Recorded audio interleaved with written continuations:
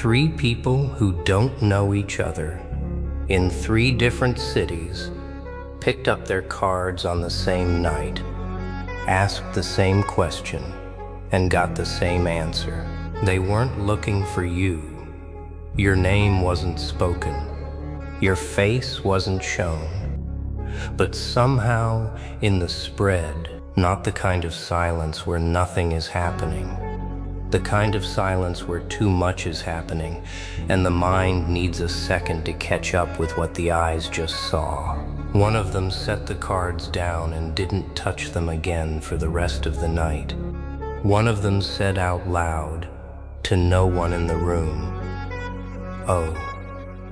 Just that one word. The third reader, and this is the part that's going to sit with you, actually looked around the room like they felt a presence, like the energy of whoever they'd just seen in that reading was somehow right there. That's not theater. Now you might be sitting there wondering why three strangers saw you. Why tonight? Why now?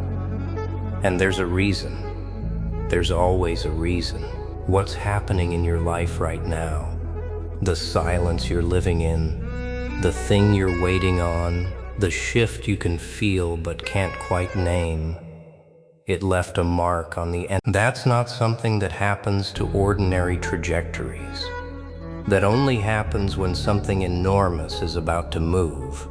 The first reader is in a city you've never been to.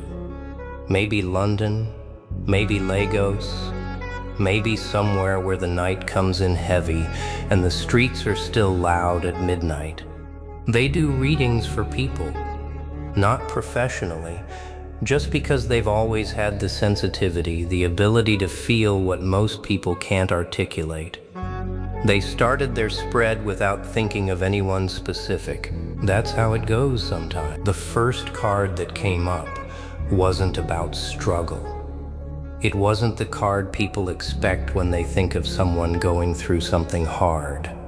It was the card that shows up when a person has been carrying so much for so long, in such silence, that the pressure has been quietly turning them into something extraordinary without them even realizing it. Like carbon not knowing it's becoming a diamond. Like a star not knowing it's collapsing into the most powerful thing in the cosmos. That's the energy that came through. Not broken, not stuck, becoming. But here's what stopped the first reader cold. The card that followed it. The one that should have shown an obstacle, a delay, a reason the becoming hasn't arrived yet. That card was blank, not a reversal, not blocked, blank. And in the language of the field, blank doesn't mean no. The first reader set the cards down because there was nothing left to read. The spread was complete. The message was clear.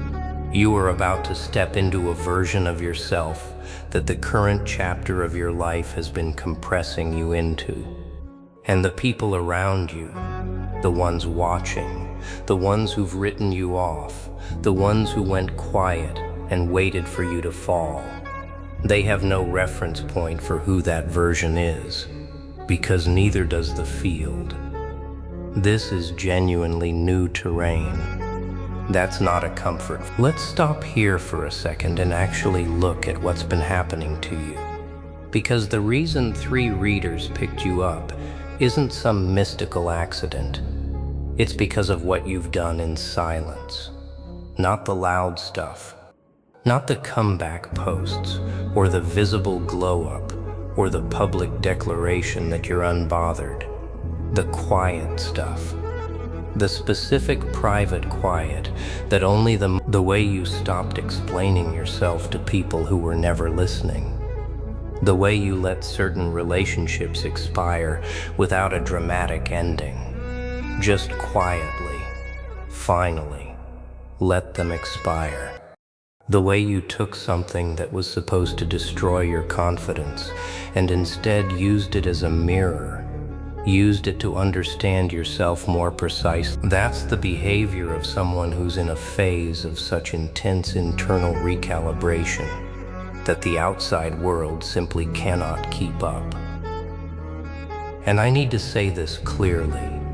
The silence you've been living in, it is not emptiness. I know it can feel like emptiness. I know there are nights where the quiet feels like proof that nothing is happening, that everyone has moved on, that you got left behind somewhere. But that's not what the field picked up. What the field picked up is that you're in a state of total the silence isn't absence, it's compression. It's the moment before the frequency releases. Think about the people in your life right now who feel slightly uncomfortable around you but can't explain why. Think about the ones who check on you, not because they care, but because they're confused. You haven't collapsed the way they expected. You haven't reacted the way they predicted. You haven't been, and that confusion, that slight unease they carry when your name comes up, that's the energetic signature the field is broadcasting. That's why 3 strangers picked it up. They felt the anomaly. The second reader is different from the first. Older, maybe. More disciplined in their practice. The kind of person who doesn't use dramatic language about readings, who describes what they see with precision and skepticism. They started your reading and expected to move through it quickly. Log the notes, move on. Then the central card lands. That one syllable is doing a tremendous amount of work. Oh, is what a person says when a prediction resolves faster than they expected. Oh is what you say when you realize the setup you've been reading as a delay was actually an acceleration disguised as stillness. The second reader saw something about your timeline. Here's what this reader saw in that spread and why it silenced them. They saw 2 parallel tracks running through your current life.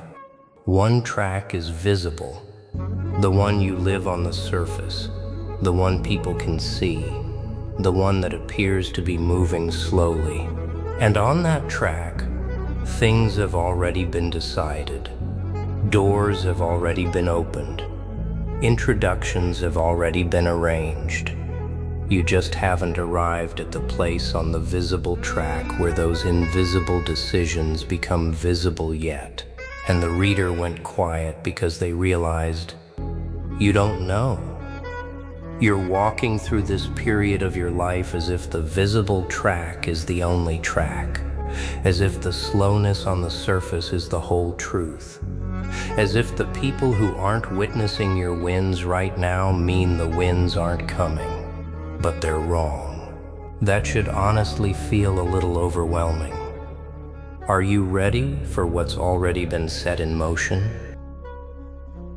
There's something the 3 readers all picked up that none of them said out loud in their readings. A specific detail that all 3 of them circled and then moved past. Not because it wasn't important, but because some things are better understood when the person is ready to receive them. And the question is whether you're ready now. What all 3 saw, in different cards, different systems, different cities, was a person, not you. Someone connected to you. Someone who has not spoken to you in a specific amount of time. Not because they don't think about you, but because what they feel when they think about you is too complex to approach. They're not someone who wronged you. This is someone who witnessed you at a specific moment. Maybe a moment where you thought you were invisible. Maybe a moment where you thought no one was paying attention. And what they saw in you permanently changed the way they see you. And they went silent. Not cold, not distant, Silent in the way people go silent when something has moved past the language they have available. When an impression is so strong that reducing it to a text message or a conversation feels like an insult to how significant it actually is. That's the silence of... Now here's the open loop, and I want you to sit with this because it matters. You have been interpreting their silence as indifference. You have been reading their distance as confirmation that you read the situation wrong, that you imagined the connection, that you gave meaning to something that had none. But the reading doesn't support that interpretation at all. They're silent. The third reader is young, unexpectedly young. The kind of person who came into their gift early and has spent years learning to trust it in the face of a world that consistently told them they were imagining things. They set their cards with no intention for the reading, no name, but this reader felt something that the other two didn't, or at least felt it more physically. When your frequency entered the reading, they didn't just see it in the cards. They felt a shift in the room, a kind of atmospheric change that practitioners describe as presence. When the energy, the way you check when something behind you feels like eyes, the way you turn even when you know you're alone. What this reader saw specifically was your past, not as trauma, not as a wound still open, but as an origin story that has been fundamentally misread by everyone in your life, including yourself. They saw the things that happened to you not as interruptions to your potential, but as the specific conditions that were required to produce the version of you that's about to emerge. The confusion was not failure. The isolation was not rejection. Every single thing you've been through was the precise process required to crystallize something in you that could not have been produced any other way. And when this reader saw what that crystallization has produced, what you actually are now after everything, they looked around the room because it felt like being in the presence of something significant enough to warrant checking whether you were real. That's not hyperbole. That's a precise description of what an unusually compressed frequency does to a sensitive field, and the world is about to catch up to that fact in ways that will leave you, finally, without any doubt about what you are. Let's talk about the people who had a front row seat to your compression and called it collapse. Let's talk about the ones who watched you go quiet and told everyone you were finished. The ones who interpreted your restraint as weakness, your silence as defeat, your stillness as stagnation. Here's the thing about people who celebrate too early. And they did celebrate, in whatever small private way they could. They invested something in the story of your decline. They told people. They framed you in a certain way. They built a version of events where they were right and you were wrong. And narratives like that have a specific vulnerability. They can't survive contact with reality.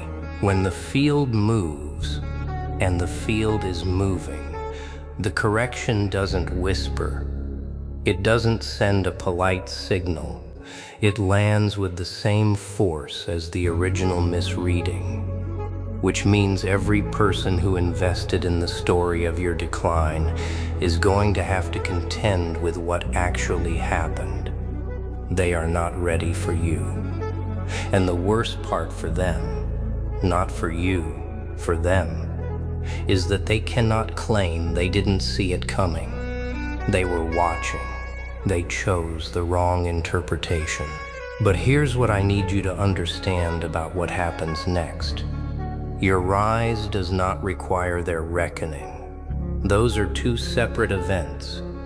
The field is not moving because you deserve revenge. The field is moving because the compression has reached its peak and the release is inevitable. Your emergence is not a response to what they did. It is simply what was always going to happen. The timing was never in their hand. It was never in yours either. Something larger than both of you has been managing this trajectory since before you knew to pay attention to it. 3 strangers, 3 cities, same night, same reading, same silence. Let's think about what that actually means at the level of physics, not mysticism. Every human being operates at a specific energetic frequency, a composite of their experiences, their internal state. You don't resonate within a familiar range anymore. Something happened. Across months or years of pressure, loss, reconstruction, and silence, that the same signal independently, without communication, without coordination. It means the signal is strong enough to penetrate random noise. Your signal is that strong right now. And here's the question underneath the reading, the one none of the 3 readers asked out loud, because it belongs to you and not to them. What are you doing with that? Because frequency without direction is still just pressure. Power without intention is still just noise. The readings all agree that those readings picked up the same caveat, the same edge of uncertainty, the same moment where the cards slowed down, the same pause before the answer solidified. The caveat is you. Not your doubt, not your wound, not your past. The caveat is whether you will let yourself receive what's already been arranged for you, because the field can set the conditions. The compression can build the potential. The readers can see the trajectory. Different cities all circled that moment in their spreads and sent the same message. That moment is now. You've been in a silence that you interpreted as waiting. But silence isn't neutral. It's not just the absence of noise. Silence is a condition. The same way pressure is a condition. The same way heat is a condition. And like any condition, what it produces depends entirely on what it's acting on. Diamond silence. That's what every sleepless night, where you lay there cataloging what went wrong, every expectation that collapsed, every version of the future you had to release, that was not subtraction. That was precision editing. The field removing what couldn't survive the frequency you're becoming. The silence decoded is this: you were never being ignored by the universe. You were being prepared by it.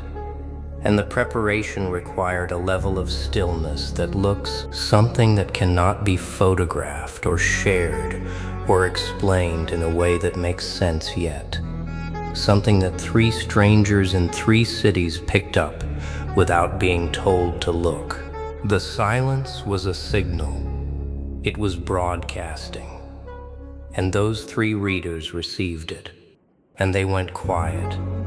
Not because the news was bad, not because the reading was unclear, but because sometimes the most accurate response to something and then, when you're ready, step forward, because what's coming is not looking for a version of you that's louder or more prepared or less complicated.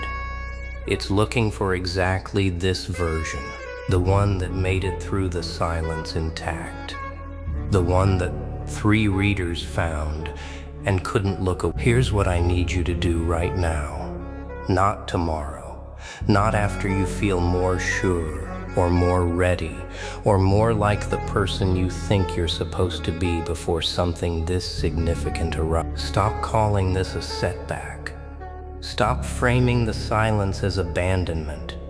Stop interpreting the compression as proof that you were wrong about who you are. The three readers didn't go silent because they saw someone who was losing.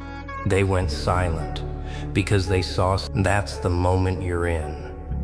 And the people in your life who called your silence weakness, they are about to get educated in what strength actually looks like when it finishes compressing, not loudly, not dramatically, just by the simple, undeniable, irrevocable fact. Your only job right now, the single most important thing you can do with this information, is to let yourself believe that what you've been waiting for is actually coming, not as a wish, not as a hope, as a fact that the field has already confirmed, that three strangers already received, that you already knew in the part of yourself that never lied to you, even when now it's time to receive what you've already earned.